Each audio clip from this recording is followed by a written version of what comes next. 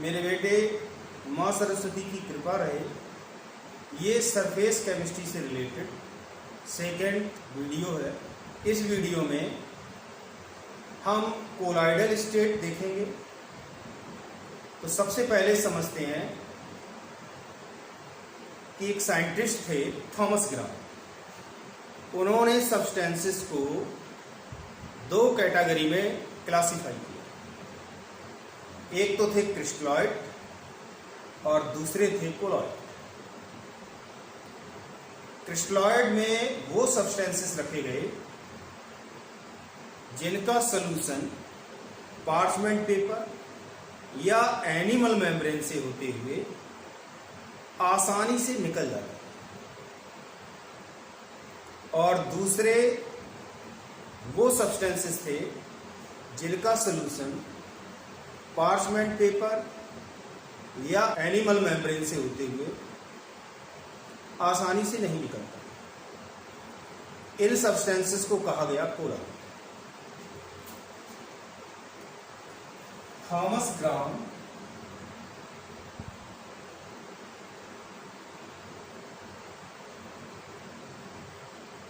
ने सब्सटेंसेस को दो क्लासेस में क्लासिफाई किया।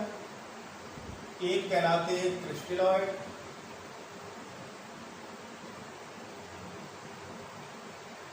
और दूसरे कहलाते हैं colloid. The substances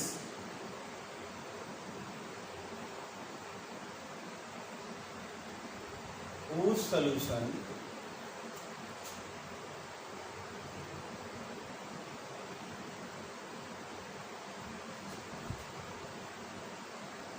solutions easily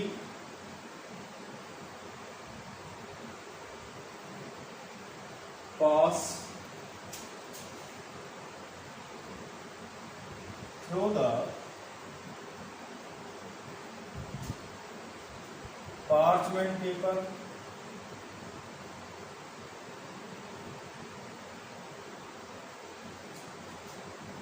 or animal membrane are known as crystalloid. For example,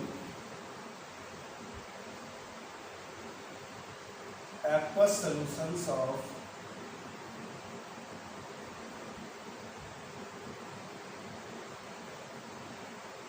NaCl,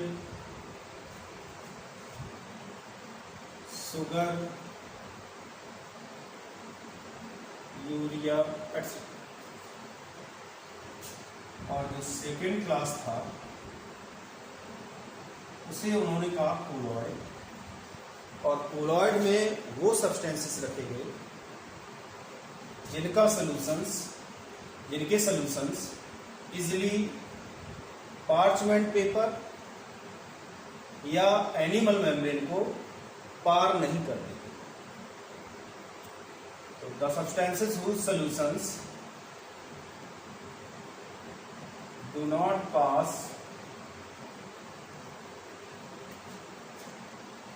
through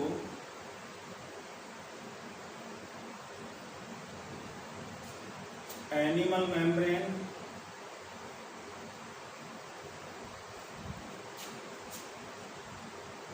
और parchment paper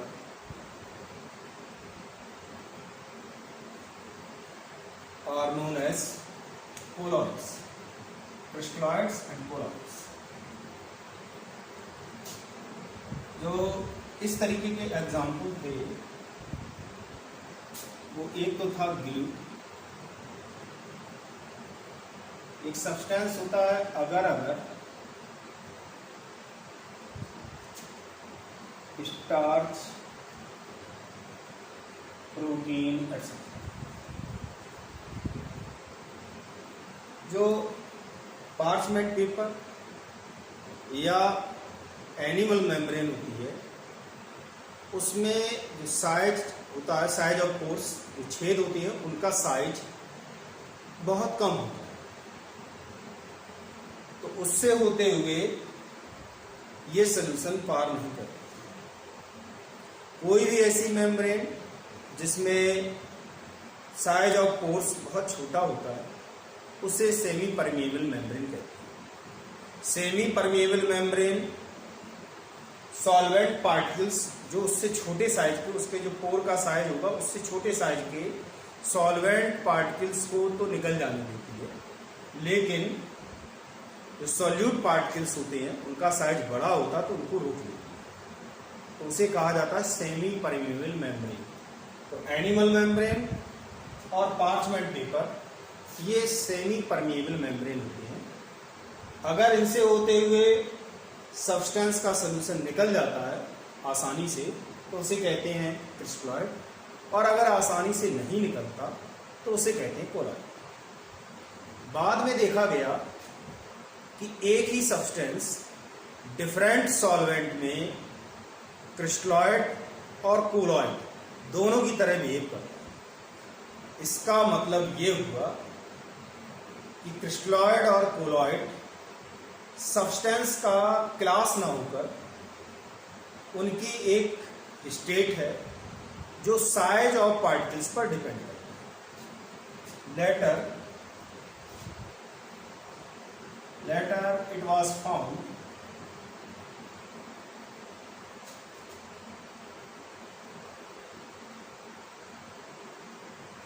that same substance can behave as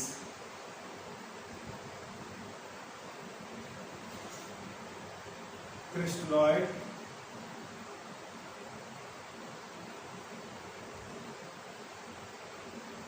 and colloid in different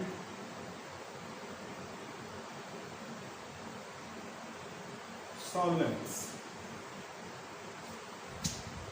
Hence, it is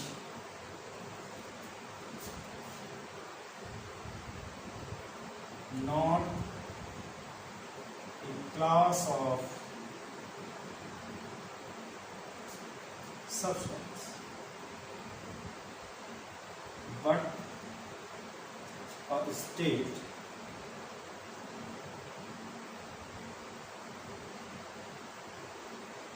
depending on size of particles.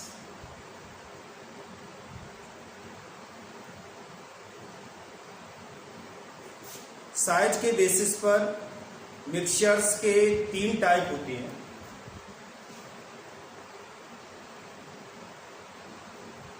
Types of mixtures on base of size of particles। एक होता है true solution,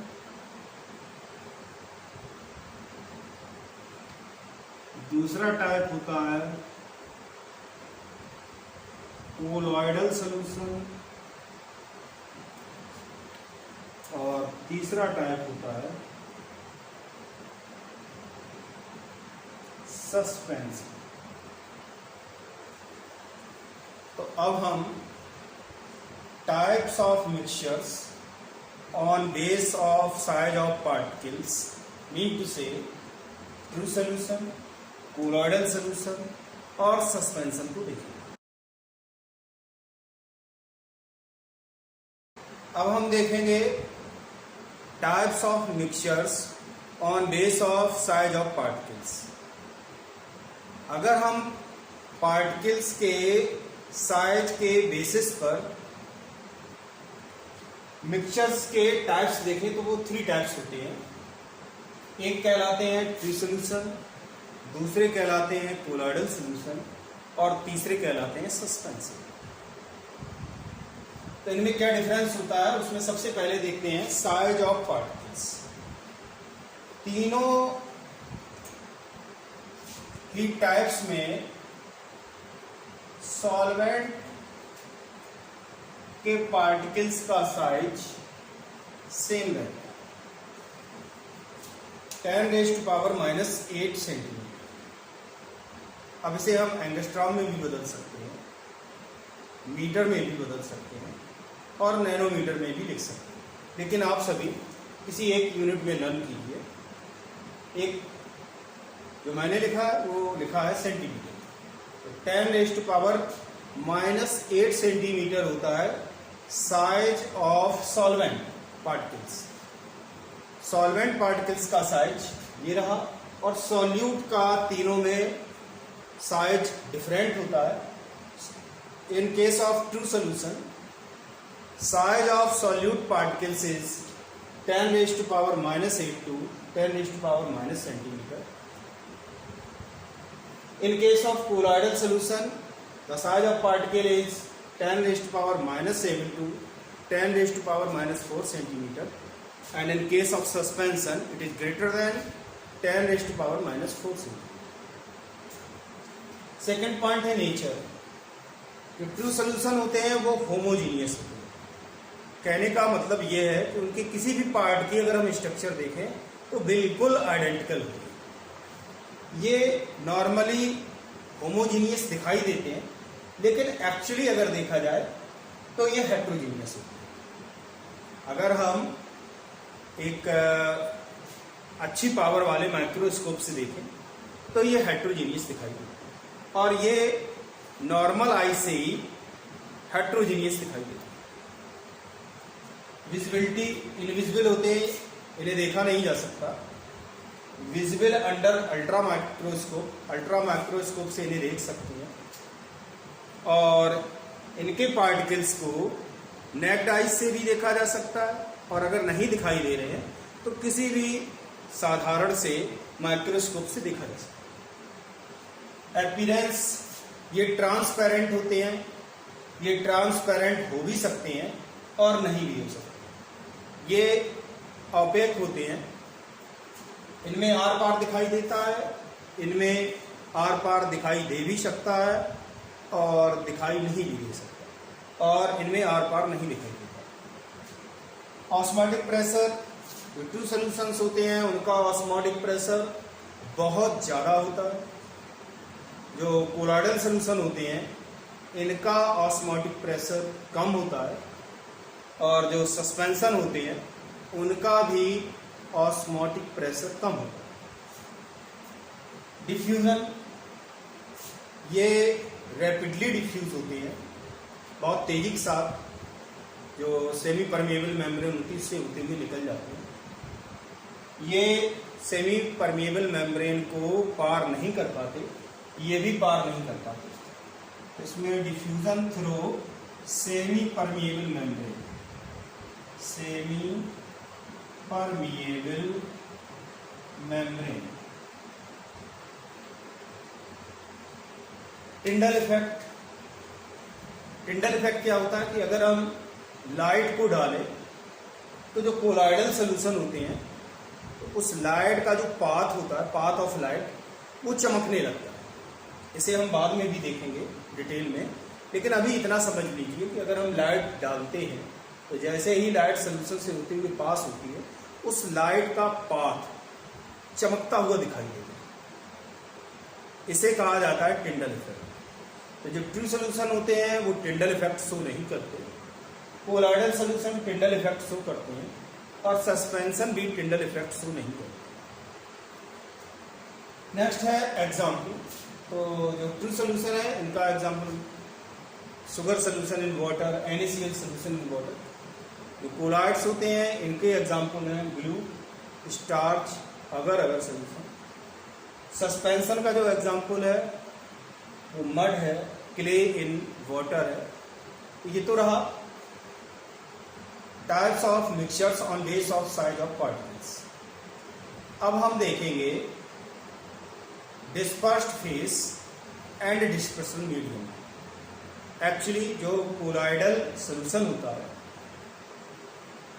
उसमें 2 phases होती हैं, उसका अगर composition को देखें तो उसमें 2 फेजेस होती हैं, एक कहलाती है डिस्पर्स्ड फेज और दूसरी कहलाती है डिस्पर्सन।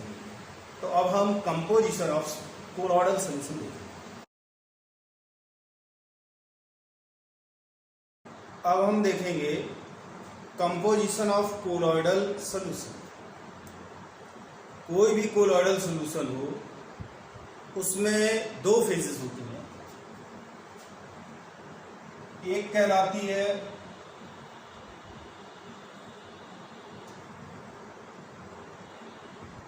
कोलॉइडल सॉल्यूशन इज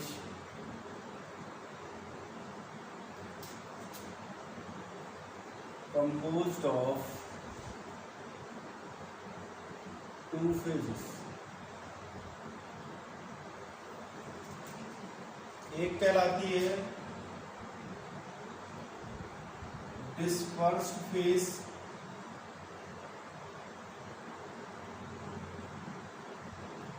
या इसी को कहते हैं इंटरनल फेज या इसी को कहते हैं discontinuous phase.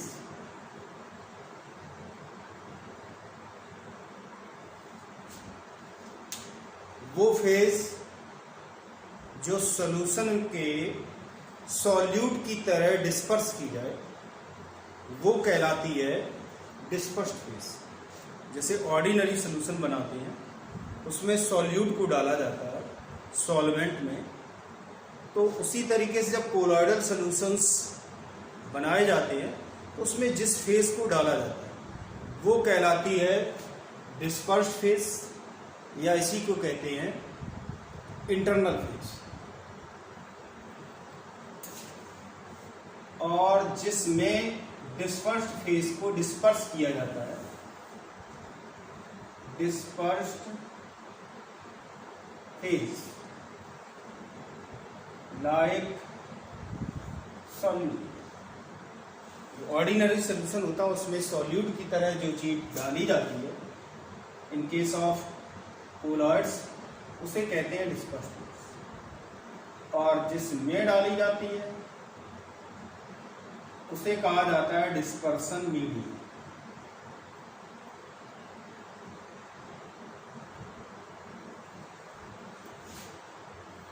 The phase of colloidal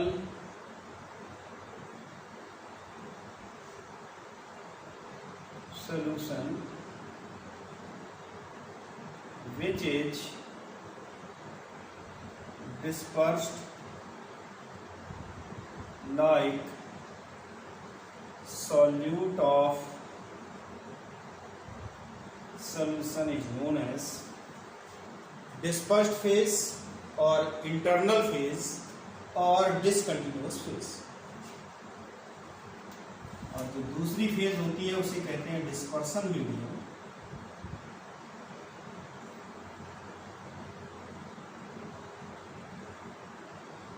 या इसी कहा जाता है एक्सटर्नल फेज या इसी कहते हैं कॉन्टिन्यूअस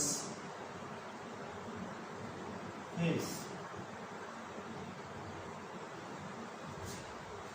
वो फेज जिसमें डिस्पर्स्ड फेज को डिस्पर्स किया जाता है वो कहलाता है dispersion medium. The phase in which dispersed phase is dispersed या इसी को कहें the phase which is like the solvent of solution is termed as dispersion medium। अगर हम सिल्वर सॉल्ट को देखें तो इसमें वाटर डिस्पर्सन मीडियम होगा और जो सिल्वर होगी, सिल्वर पार्टिकल्स होंगे, वो कहलाएंगे डिस्पर्स्ड फेस। तो ये तो रहा कंपोजिशन ऑफ कोलॉइडल सॉल्यूशन के बारे में। अब हम देखेंगे क्लासिफिकेशन ऑफ कोलॉइडल सॉल्यूशन। यहाँ पर एक बात और ध्यान देने वाली है, वो ये है कि अगर डिस्पर्स्ड फेस और डिस्पर्सन मीडियम इंटरचेंज होंगे, आपस में बदलेंगे, मीन टू से डिस्पर्सन मीडियम को डिस्पर्स्ड फेस कर दिया जाए और डिस्पर्स्ड फेस को डिस्पर्सन मीडियम कर दिया जाए, तो जो टाइप ऑफ कोलॉइडल सिस्टम होता है वो भी चेंज होगा। और इस बात की भी पॉसिबिलिटी है कि हो सकता है कोलॉइड बने ही ना। अब हम इसके बाद देखेंगे क्लासिफिकेशन ऑफ कोलॉइड्स। अब हम देखेंगे classification of colloids on different basis. तो सबसे पहले देखते हैं on base of dispersion medium. अगर हम डिस्पर्सन मीडियम के बेसिस पर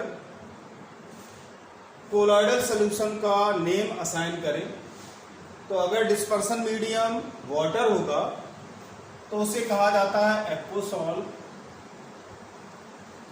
अगर डिस्पर्सन मीडियम एल्कोहल होगा तो इसको कहते हैं एल्कोसॉल।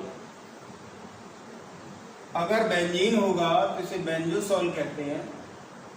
और अगर डिस्पर्सन मीडियम एयर होती है तो जो कोलॉइडल सॉल्यूशन होता है उसे कहते हैं एरोसॉल।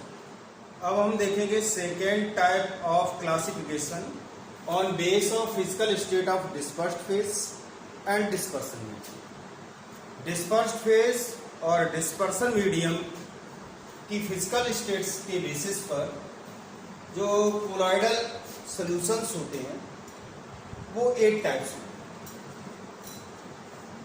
8 टाइप्स। और वो 8 टाइप्स कौन कौन से हैं पहले समझते हैं कि अगर डिस्पर्स्ड फेस सॉलिड है तो डिस्पर्सन मीडियम सॉलिड भी हो सकता है, लिक्विड भी हो सकता है और गैस भी हो सकता है।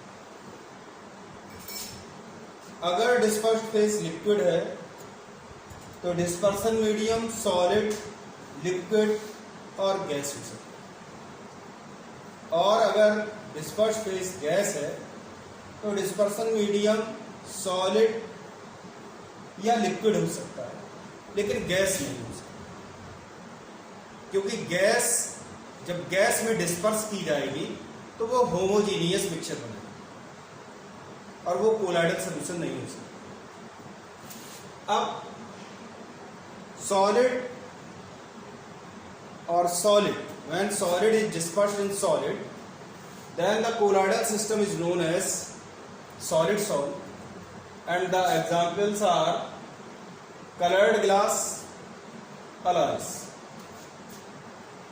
When solid is dispersed in liquid, it is known as salt, and the examples are gold salt, ink, paint.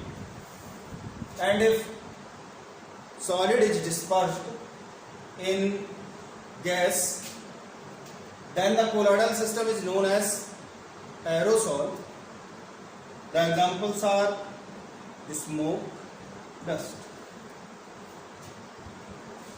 अगर डिस्पर्स्ड फेस लिक्विड है तो डिस्पर्सन मीडियम सॉलिड होने पर जेल कहेंगे, लिक्विड होने पर इमल्सन कहेंगे और गैस होने पर लिक्विड एरोसोल।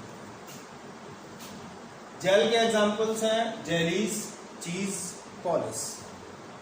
इमल्सन्स के एग्जाम्पल्स हैं milk, hair cream, cold cream, vanishing cream भी इसी में आ जाएगा। Liquid in gas is known as liquid aerosol and the examples are fog, mist, cloud, insecticide sprays. अगर गैस को सॉलिड में डिस्पर्स किया जाता है तो जो कोलॉइडल सिस्टम होता है उसे कहते हैं सॉलिड फॉर्म। और इस तरह के एग्जाम्पल होंगे प्यूमिस स्टोन, रबर मार्शमैलोज। अगर गैस को लिक्विड में डिसॉल्व किया जाता है, लिक्विड में डिस्पर्स किया जाता है, तो जो कोलाइडल सिस्टम होता है उसे कहते हैं फोम। और इस तरीके के एग्जाम्पल होंगे soap, leather, whipped cream and soda water. Gas को जब गैस में डिस्पर्स करेंगे तो कोलाइडल सोल्यूशन नहीं बनेगा, होमोजीनियस मिक्सचर बनेगा। अब इसमें ध्यान देने वाली बात यह है कि अगर डिस्पर्स्ड फेज सॉलिड है तो डिस्पर्सन जो कोलाइडल सिस्टम होगा उसके नेम में सॉल आएगा। और अगर गैस है डिस्पर्स्ड फेज तो जो कोलाइडल सिस्टम होगा उसके नेम में फोम आएगा।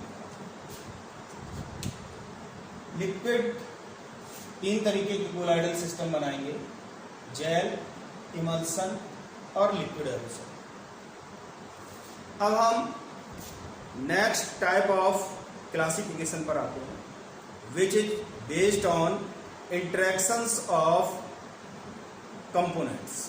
अब हम देखेंगे third type of classification which is based on interactions of components, mean to say inter particle forces between components. तो अगर हम कोलाइडल सॉल्यूशंस को पार्टिकल्स के बीच ऑपरेट करने वाले इंटर पार्टिकल फोर्सेस के बेसिस पर देखें तो कोलाइडल सॉल्यूशंस दो तरीके के होते हैं। एक कहलाते हैं लायोफिलिक और रिवर्सिबल कोलाइड, दूसरे कहलाते हैं लायोफोबिक और इरिवर्सिबल कोलाइड्स।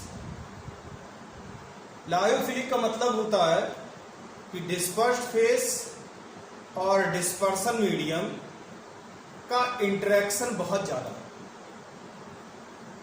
अगर दोनों का इंटरेक्शन बहुत ज्यादा होगा तो कोलाइडल सॉल्यूशन इजीली बनेगा, और अगर दोनों के बीच में इंटरेक्शंस कम है या ये कहें अफिनिटी कम है तो जो कोलाइडल सॉल्यूशन होगा वो इजीली प्रिपेयर नहीं किया जा सकता, और उसे प्रिपेयर करने के लिए टिपिकल मेथड्स रिक्वायर्ड।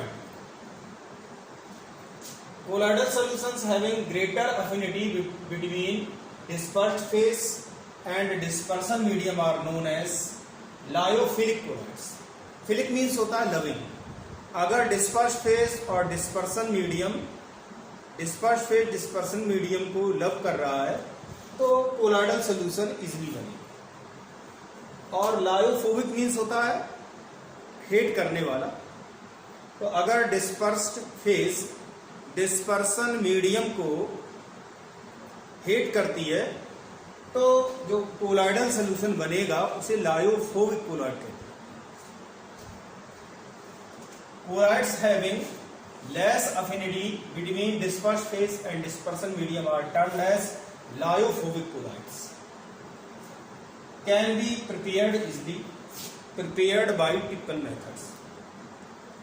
जो लायोफिलिक कोलाइड होती हैं वो बहुत ज़्यादा स्टेबल होती है in comparison to lyophobic colloids. These are quite stable, these are less stable.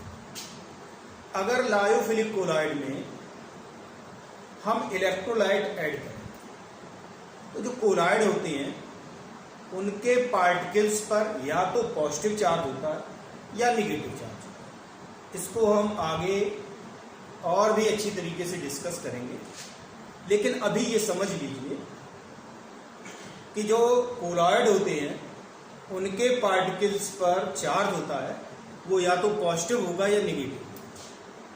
अब अगर हम कोलाइडल सॉल्यूशन में इलेक्ट्रोलाइट ऐड करते हैं तो कोलाइडल पार्टिकल्स अपने से अपोजिट चार्ज आयन को के साथ रिएक्ट करके न्यूट्रल हो जाए और अंडर ग्रेविटी सेटल डाउन हो जाए।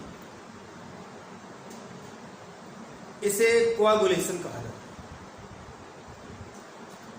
तो जो कोएगुलेटेड मटेरियल होता है in case of lyophilic colloids, वो फिर से आसानी से कोलॉइडल स्टेट में कन्वर्ट होते हैं। तो जो लायोफिलिक कोलॉइड होते हैं वो स्मॉल अमाउंट ऑफ इलेक्ट्रोलाइट से कोएगुलेट नहीं होते। जब एक्सेस में इलेक्ट्रोलाइट ऐड किया जाता है तो वो कोएगुलेट हो जाते हैं और कोएगुलेटेड मटेरियल फिर से इजिली कोलॉइडल स्टेट में कन्वर्ट करते हैं। Don't coagulate on addition of small amount of electrolyte but coagulate with excess of electrolyte. अगर थोड़ा सा इलेक्ट्रोलाइट डालेंगे तो ये कोएगुलेट नहीं होते, लेकिन जब ज्यादा डाला जाता है तो ये कोएगुलेट हो जाता है। और कोएगुलेटेड मटेरियल को फिर से सिंपल मेथड्स लाइक एजिटेशन से हम इसको कोलॉइडल स्टेट में कन्वर्ट कर सकते हैं। And the coagulated material can be reconverted to colloidal state by simple agitation. और जो लायोफोबिक कोलॉइड होते हैं ये स्मॉल अमाउंट ऑफ इलेक्ट्रोलाइट से ही कोएगुलेट हो जाते हैं और कोएगुलेटेड मटेरियल को फिर से आसान मेथड से कोलॉइडल स्टेट में रिकन्वर्टेड नहीं किया जा सकता। These coagulate on addition of small amount of electrolyte and the coagulated material cannot be reconverted to colloidal state by simple methods। तो इस वाले में मैंने बताया कि स्मॉल अमाउंट ऑफ इलेक्ट्रोलाइट से कोएगुलेट नहीं होते, लेकिन एक्सेस में डाला जाता है तो कोएगुलेट हो जाते हैं और कोएगुलेटेड मटेरियल को फिर से आसान मेथड से हम कोलॉइडल स्टेट में कन्वर्ट कर सकते हैं। इसलिए इन्हें रिवर्सिबल कोलॉइड भी कहते हैं।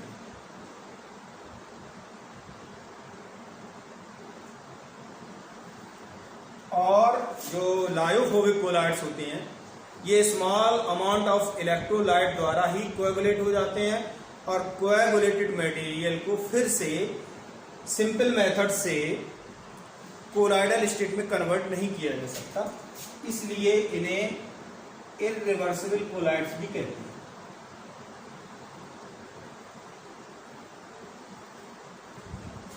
मैंने बताया कि ये स्मॉल अमाउंट से कोएगुलेट नहीं होते, स्मॉल अमाउंट ऑफ इलेक्ट्रोलाइट से कोएगुलेट नहीं होते, इसलिए इनको स्टेबल करने के लिए स्टेबलाइजर की नीड नहीं होती। जो लायोफोबिक कोलॉइड्स होते हैं इनको स्टेबलाइज करने के लिए स्टेबलाइजर की नीड होती है। These are self stabilized, unstable hence require stabilizer. और जो स्टेबलाइजर हम यूज करते हैं, जो स्टेबलाइज करने के लिए जो मटेरियल यूज किया जाता है वो लायोफिलिक कोलॉइड ही होता है। लायोफोबिक कोलॉइड के चारों ओर लायोफिलिक कोलॉइड एक लेयर बना लेता है और जब हम स्मॉल अमाउंट ऑफ इलेक्ट्रोलाइट को ऐड करते हैं तो वो जो ओरिजिनल कोलॉइडल पार्टिकल है उसे कोएगुलेट नहीं होने देता। The charge on colloidal particles is less comparatively high charge on particles, more viscous than dispersion medium। ये dispersion medium के रेस्पेक्ट में अधिक विस्कस होते हैं और ये लगभग उतने ही विस्कस होते हैं जितना विस्कस डिस्पर्सन मीडियम होता है। Examples glue, gelatin, protein. और इस तरीके के लायोफोबिक कोलॉइड्स के एग्जाम्पल हैं gold salt, sulphur salt etcetera. तो ये तो रहा on base of classification of colloids, on base of inter particle forces या on base of interactions of components. अब हम देखेंगे classification of colloids on base of nature of particles. On base of nature of particles colloids are three types. First is known as multi-molecular colloids, second is known as macromolecular colloids, and third one is known as associated colloids or micelles। जो multi molecular collides होते हैं उनमें atoms या small sized molecules, small sized molecules का मतलब इनका diameter less than होगा 1 nanometre, वो आपस में जुड़ते हैं, एग्रीगेट होते हैं और कोलाइडल पार्टिकल के साइज में कन्वर्ट होते हैं। For example sulphur salt, gold salt. दूसरा है मैक्रोमोलिकुलर कोलाइड्स। मैक्रोमोलिकुलर कोलाइड्स में वो मॉलिक्यूल पार्टिसिपेट करते हैं जो ऑलरेडी कोलाइडल साइज के होते हैं। जो पॉलीमर्स होते हैं, नेचुरल पॉलीमर्स जैसे स्टार्च है, सेलुलोज है, इनके मॉलिक्यूल का साइज ही कोलाइडल पार्टिकल के इक्वल होता है, उसी की रेंज का होता है। तो molecules are as large as colloidal particles, और जब इनका कोलाइडल सॉल्यूशन तैयार किया जाता है तो एक ही मॉलिक्यूल कोलाइडल पार्टिकल के साइज का होता है, और इसमें कई सारे मॉलिक्यूल्स जो स्मॉल साइज के होंगे वो आपस में एग्रीगेट होंगे और कोलाइडल साइज के पार्टिकल में कन्वर्ट होंगे। दोनों में ये डिफरेंस है। थर्ड है एसोसिएटेड कोलाइड्स और मीसेल्स। कुछ सब्सटेंस ऐसे होते हैं जो लो कंसंट्रेशन में, इनको अगर वाटर में डिसोल्व किया जाए तो वो लो कंसंट्रेशन होने पर इलेक्ट्रोलाइट की तरह बिहेव करते हैं, लेकिन एक पर्टिकुलर कंसंट्रेशन से ज्यादा कंसंट्रेशन होने पर वो कोलाइड की तरह बिहेव करते हैं। जैसे डिटर्जेंट एंड सोप, जो जब कंसंट्रेशन एक पर्टिकुलर कंसंट्रेशन, जिसे क्रिटिकल मीसेलाइजेशन कंसंट्रेशन कहते हैं, उससे ज्यादा हो जाता है तो जो मॉलिक्यूल होते हैं वो आपस में इकट्ठा हो जाते हैं और स्वार्म टाइप की स्ट्रक्चर बना देते हैं और उसका साइज कोलाइडल पार्टिकल की रेंज का, उसे एसोसिएटेड कोलाइड या मीसेल कहा जाता है। For example soap and detergents. ये तो रहा क्लासिफिकेशन ऑफ कोलॉइड्स। अब हम देखेंगे methods of preparation of colloids. Preparation of colloids की जितनी भी मेथड्स हैं उन्हें हम 2 कैटेगरीज में डिवाइड कर सकते हैं। फर्स्ट कैटेगरी है डिस्पर्सन मेथड्स। इनमें हम बड़े साइज के पार्टिकल्स को तोड़कर कोलाइडल साइज में चेंज करते हैं। और दूसरी मेथड्स हैं एग्रीगेशन मेथड्स। इनमें हम स्मॉल साइज के पार्टिकल को आपस में जोड़ करके कोलाइडल साइज में कन्वर्ट करते हैं। जो डिस्पर्सन मेथड्स हैं उनमें हम पढ़ेंगे मैकेनिकल डिस्पर्सन और कोलॉइडल मिलिंग। सेकेंड मेथड रहेगी इलेक्ट्रिकल डिसइंटीग्रेशन मेथड और बिडिक्स आर्क मेथड। थर्ड मेथड रहेगी पेप्टाइजेशन। जो एग्रीगेशन मेथड्स हैं ये 2 प्रकार की होती हैं, केमिकल एंड फिजिकल। केमिकल में हम स्टडी करेंगे hydrolysis method, oxidation method, reduction method, double decomposition method. और फिजिकल मेथड्स में हम 2 मेथड स्टडी करेंगे। पहली होगी बाय चेंजिंग फिजिकल स्टेट और दूसरी है बाय सॉल्वेंट एक्सचेंज। इन सभी मेथड्स में कोलॉइड्स का प्रिपरेशन होगा और उसके बाद प्यूरिफिकेशन के लिए हम 4 मेथड्स देखेंगे।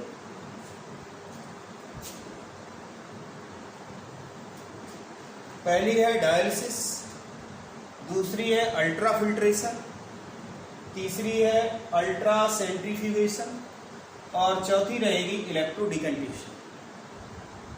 तो स्टार्ट करते हैं। अब हम देखेंगे प्रिपरेशन ऑफ कोलॉइड्स। कोलॉइड्स को प्रिपेयर करने की मेथड्स को 2 कैटेगरी में कैटेगराइज किया जा सकता है। एक कहलाती हैं डिस्पर्सन मेथड्स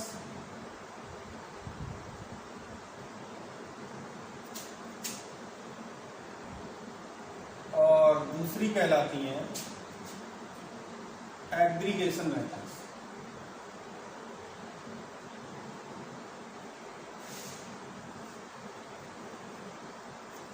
या इन्हीं को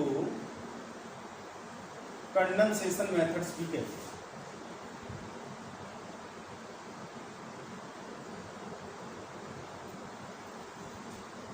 अगर बड़े साइज का पार्टिकल है और उसे हम तोड़कर कोलाइडल साइज में कन्वर्ट करते हैं तो उन मेथड्स को कहा जाता है डिस्पर्सन मेथड्स।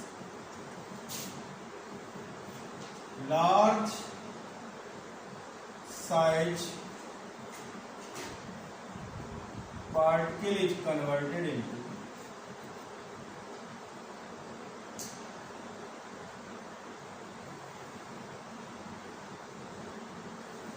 colloidal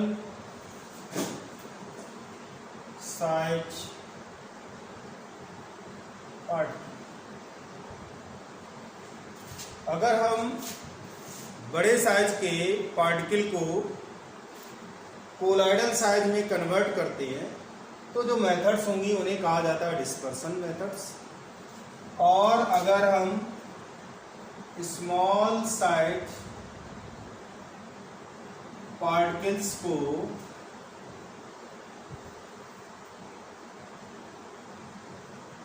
कंडेंस करके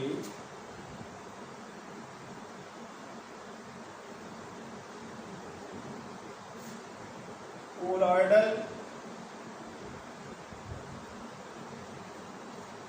साइज पार्टिकल्स में कन्वर्ट करें तो वो मेथड्स कहलाती हैं एग्रीगेशन और कंडेंसेशन मेथड्स। अब हम सबसे पहले समझते हैं डिस्पर्सन मेथड्स।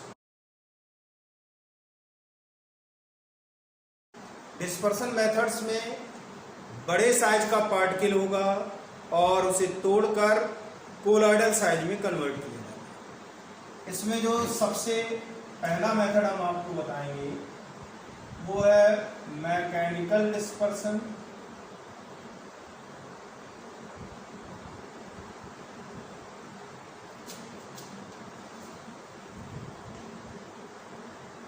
या इसी को कहते हैं colloidal milling.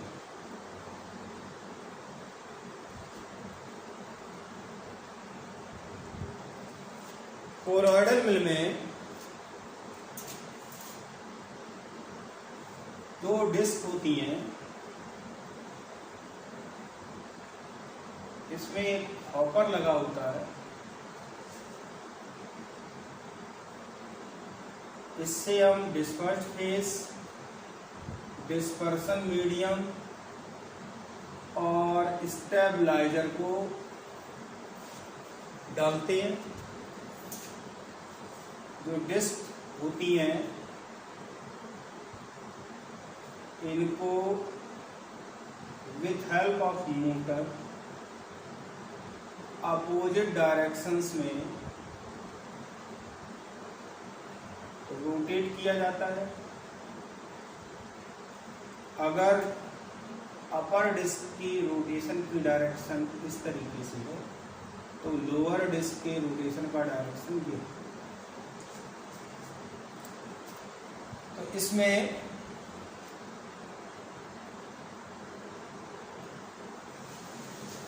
To discus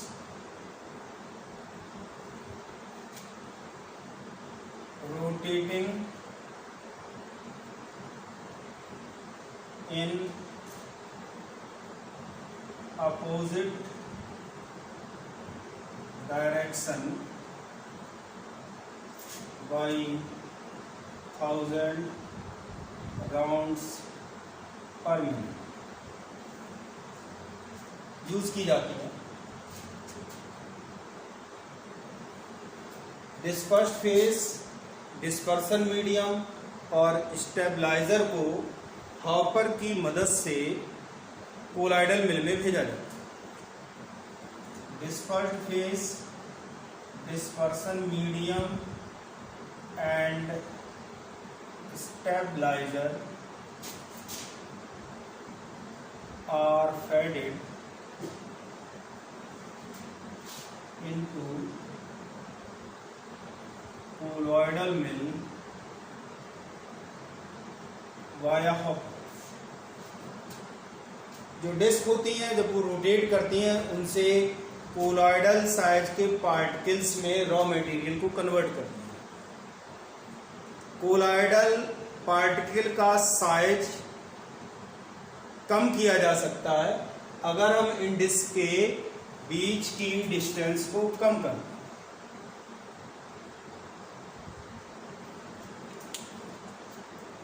size of colloidal particles can be reduced by reducing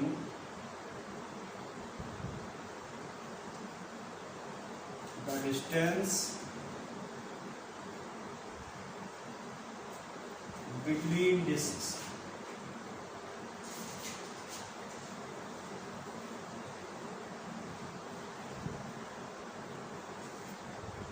इस मेथड से toothpaste, balm, paint, printing ink बनाई गई। टूथपेस्ट,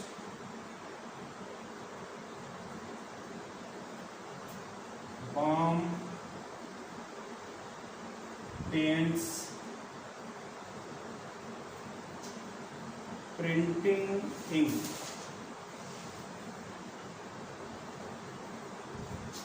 को बनाने के लिए मैकेनिकल डिस्पर्सन मेथड या कोलॉइडल मिल का यूज किया है। तो ये तो रहा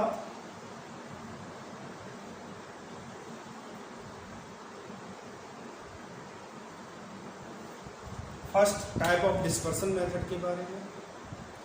अब हम second method of dispersion method समझेंगे और वो है बिडिक्स आर्क मेथड। अब हम नेक्स्ट डिस्पर्सन मेथड देखेंगे और वो है बिडिक्स आर्क मेथड। इस मेथड में हम एक कंटेनर में एल्कलाइन वाटर लेते हैं और उसे फ्रीजिंग मिक्सचर में रख देते हैं। फ्रीजिंग मिक्सचर बनाने के लिए हम आइस को स्मॉल पीसेस में तोड़ लेते हैं और उसी में कॉमन सॉल्ट मिला करके भर देते हैं। उससे जो टेम्परेचर होता है वो -4-5 डिग्री सेंटीग्रेड तक हो जाता है।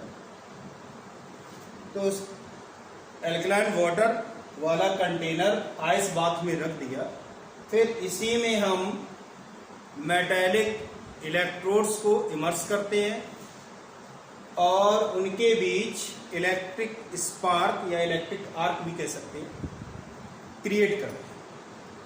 इससे मेटल वेपोराइज होती है और चिल्ड वाटर में कंडेंस होती है। इस मेथड से हम हाइड्रोसॉल्स बनाते हैं कुछ मेटल्स के like platinum, gold, silver etcetera.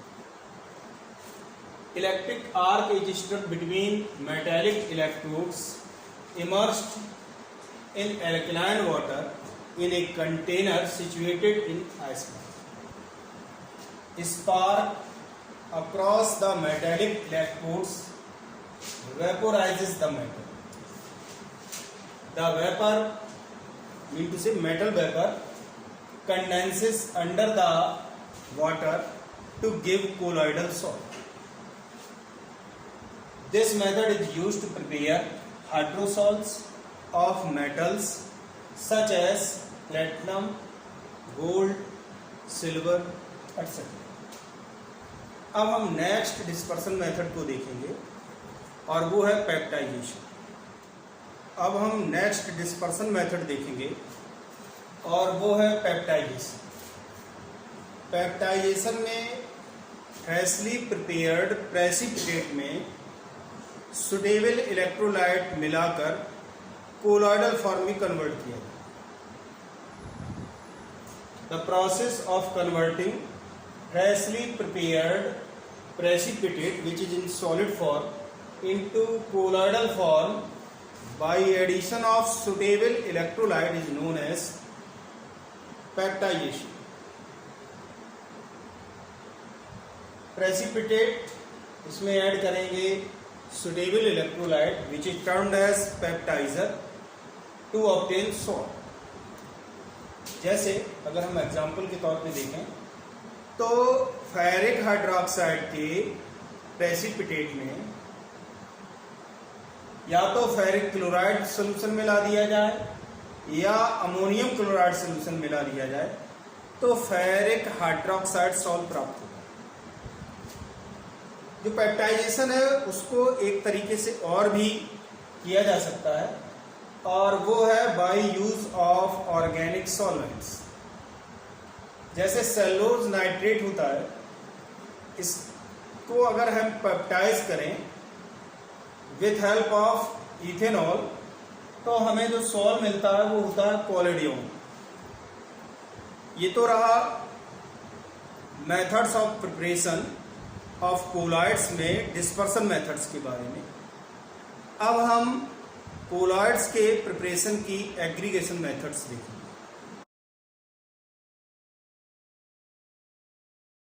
Preparation of colloids में डिस्पर्सन मेथड्स को स्टडी करने के बाद अब हम देखेंगे एग्रीगेशन मेथड्स।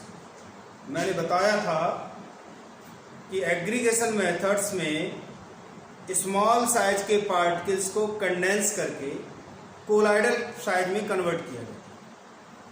जो एग्रीगेशन मेथड्स हैं वो केमिकल भी हो सकती हैं और फिजिकल भी हो सकती हैं। सबसे पहले हम देखते हैं केमिकल मेथड्स को, और इनमें जो पहली है वो है hydrolysis method.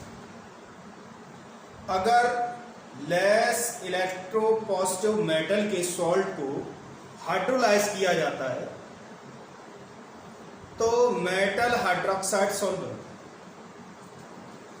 Salts of weakly electropositive metals hydrolyse on boiling with water to give hydroxide salt. For example, अगर हम फेरिक क्लोराइड को वाटर के साथ बॉयल करते हैं तो फेरिक हाइड्रोक्साइड सॉल्ट बनता है। जो नेक्स्ट मेथड है वो है ऑक्सीडेशन मेथड, और इस मेथड से हम नॉन मेटल्स के सॉल्ट बनाते हैं। इस मेथड में नॉन मेटल के कंपाउंड का प्रॉपर ऑक्सीडाइजिंग एजेंट की मदद से ऑक्सीडेशन कराते हैं, जिससे नॉन मेटल का सॉल्ट मिलता है। This method is used to prepare colloidal solution of non-metals like sulfur iodine. अगर हमें सल्फर का सॉल्ट बनाना होगा तो उसके लिए हम SO2 के सॉल्यूशन में H2S गैस पास करते हैं। Sulfur salt can be obtained by passing H2S into solution of SO2. 2H2S plus SO2 changes into sulfur plus H2O और ये सल्फर सॉल्ट नहीं मिलता। जो next chemical method of preparation of colloidal solution है वो है रिडक्शन मेथड। इस method से गोल्ड, सिल्वर, प्लेटिनम मेटल्स के सॉल्ट बनाए जाते हैं। इस मेथड में हम मेटल सॉल्ट सॉल्यूशन का रिडक्शन कराते हैं किसी भी एप्रोप्रिएट रिड्यूसिंग एजेंट्स। जैसे अगर हमें गोल्ड सॉल्ट बनाना होता है तो उसके लिए हम ऑरिक क्लोराइड का रिडक्शन कराते हैं विथ स्टेनस क्लोराइड। जब ऑरिक क्लोराइड का स्टेनस क्लोराइड के साथ रिडक्शन कराया जाता है तो हमें वॉयलेट कलर्ड गोल्ड सॉल्ट मिलता है। इसे पर्पल ऑफ कैसियस भी कहते हैं। A colloidal solution of metals like silver, gold, platinum, etc. can be obtained by reducing its salt with suitable reducing agent. For example, on reducing gold chloride with stannous chloride, violet colored gold sol is obtained, and this gold sol is also known as purple of Cassius or chloride.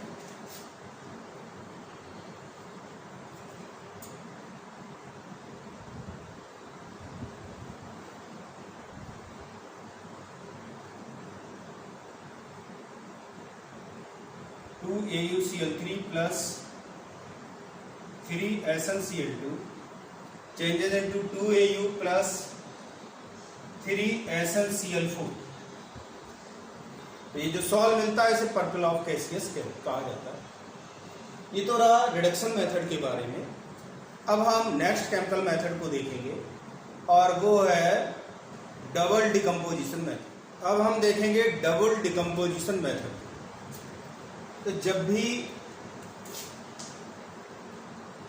किसी compound के,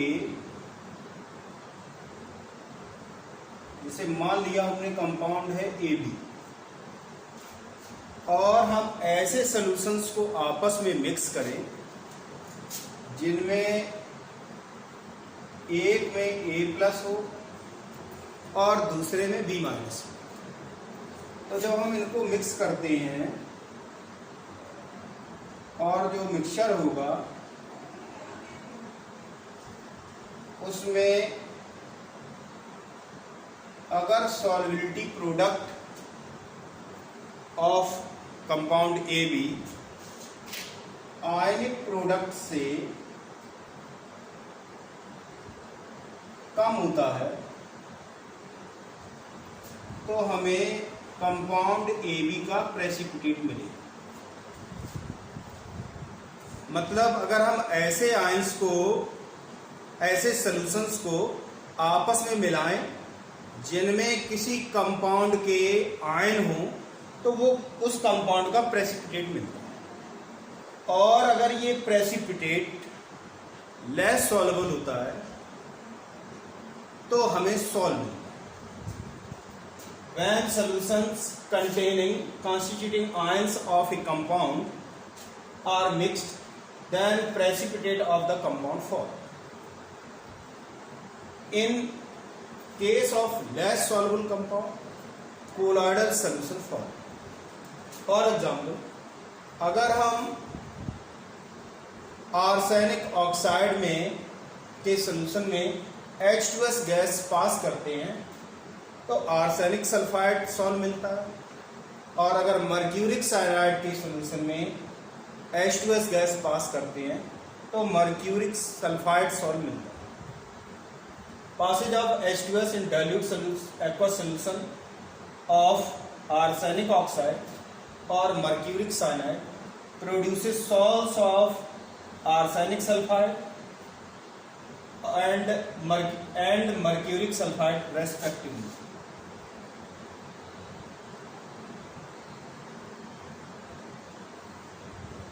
तो ये तो रहा chemical methods के बारे में।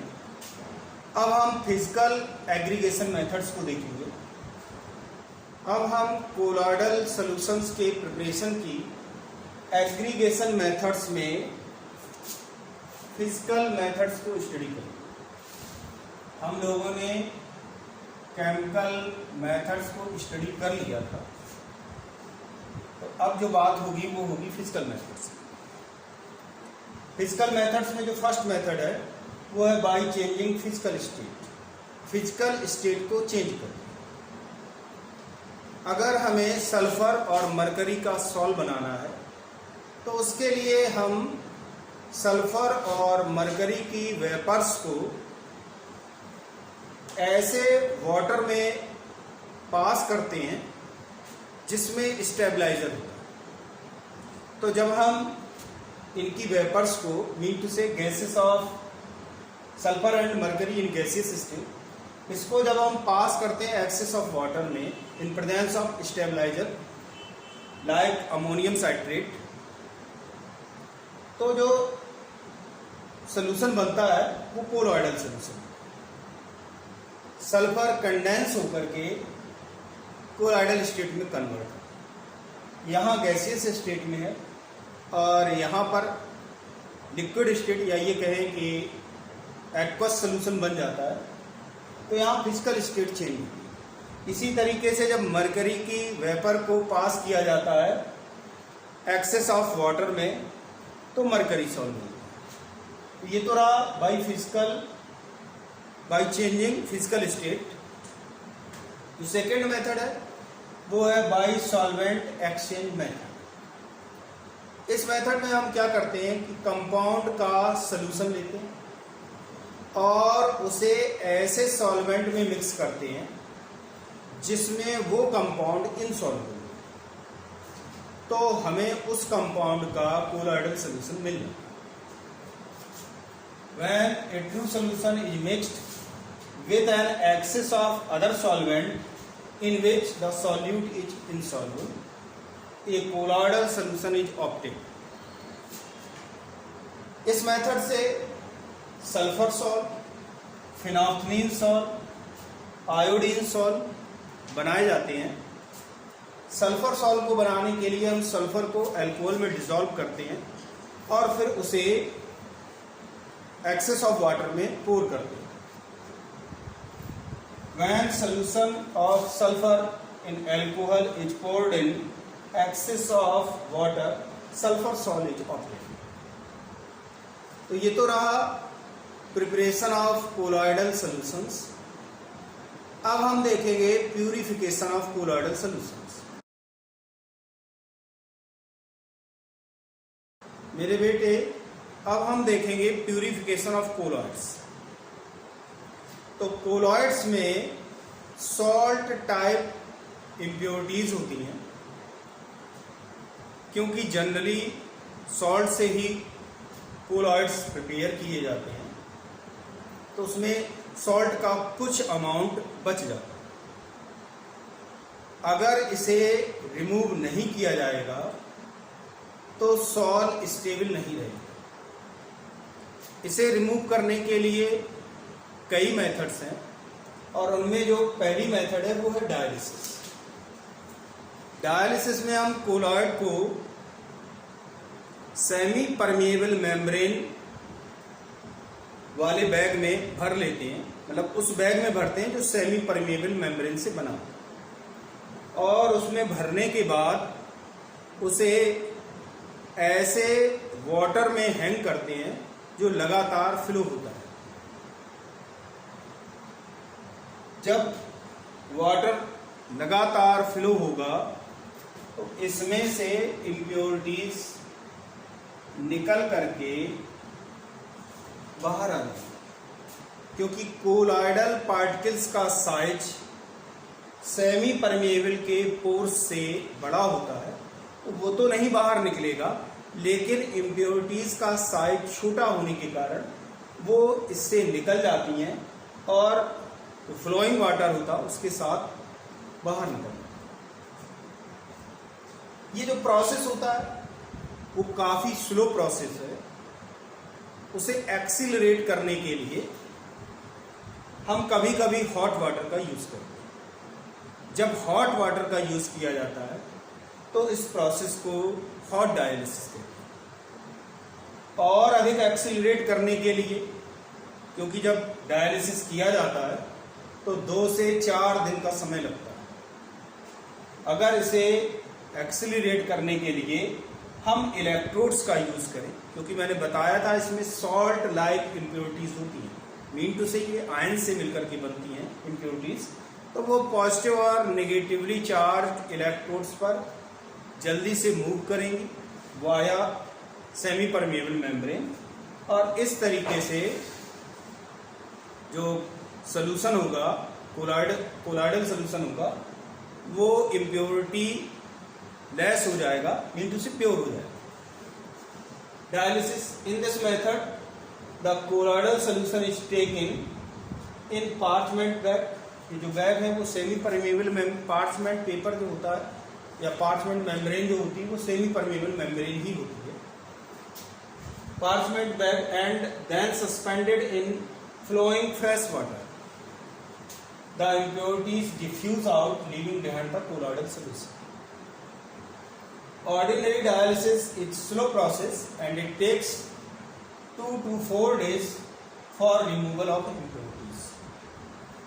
When hot water is used to accelerate dialysis, then it is called as hot dialysis, and when electrodes are used to accelerate dialysis, then it is known as electrodialysis. अब हम next method of purification को देखें और वो है ultra filtration. इस method में हम अल्ट्रा फिल्टर का यूज करते हैं। अल्ट्रा फिल्टर के पोर्स का साइज बहुत कम होता है, जिससे केवल इम्प्योरिटीज ही निकल पाती हैं, कोलॉइडल पार्टिकल्स नहीं निकल पाते।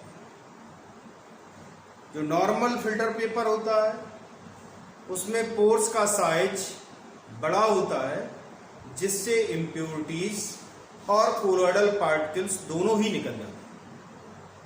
ऑर्डिनरी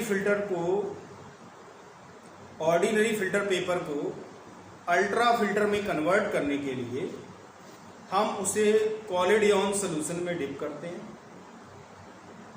उसके बाद फॉर्मल्डिहाइड सॉल्यूशन में डिप करके सुखा लेते हैं। जो कॉलिडियन सॉल्यूशन होता है वो पोर्स में इकट्ठा हो जाता है और उसके साइज को कम कर देता है, और इस तरह हमें जो फिल्टर मिलता है, फिल्टर पेपर मिलता है, उसे अल्ट्रा फिल्टर पेपर कहते हैं।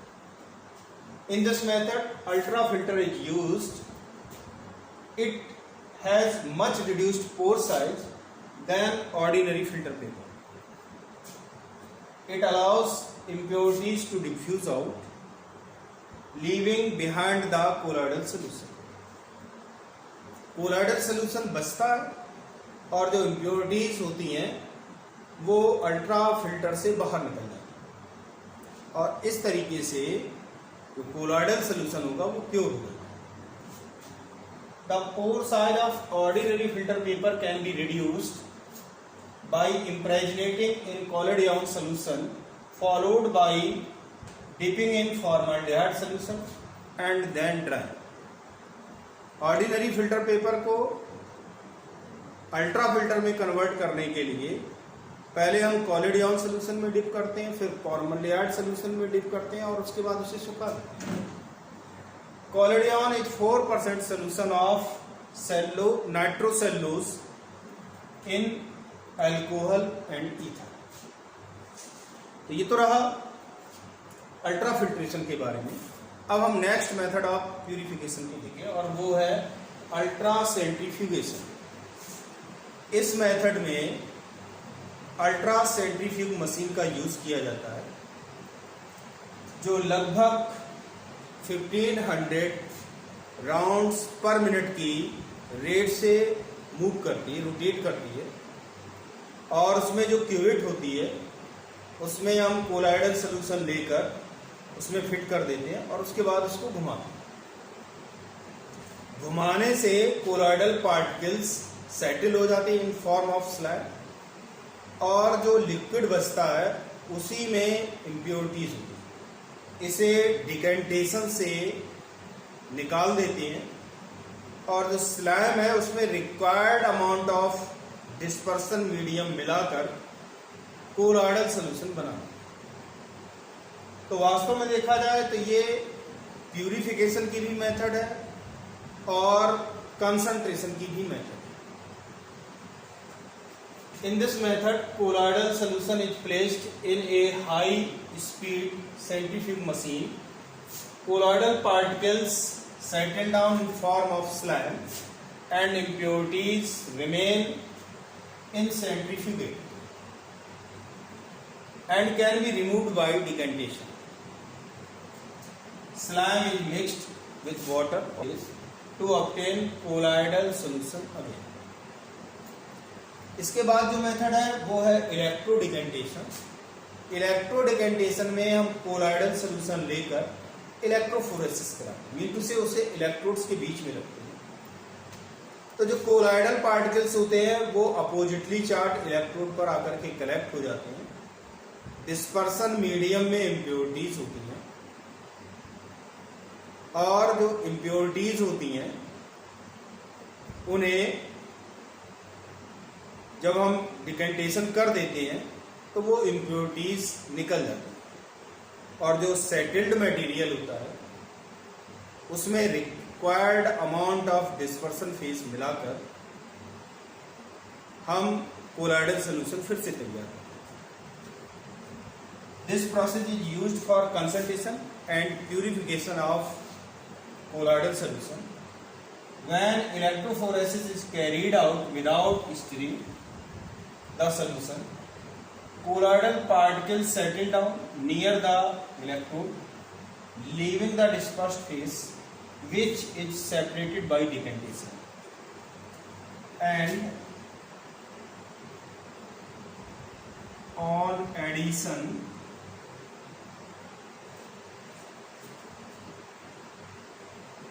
of required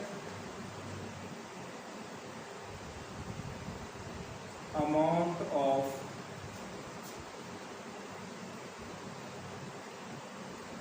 dispersion medium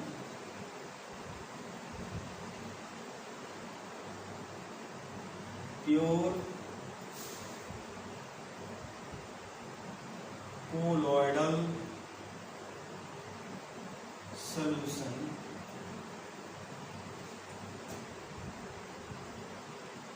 can be formed। तो ये तो रहा प्यूरिफिकेशन ऑफ कोलॉइड्स के बारे में। अब हम प्रॉपर्टीज ऑफ कोलॉइड्स को देखेंगे।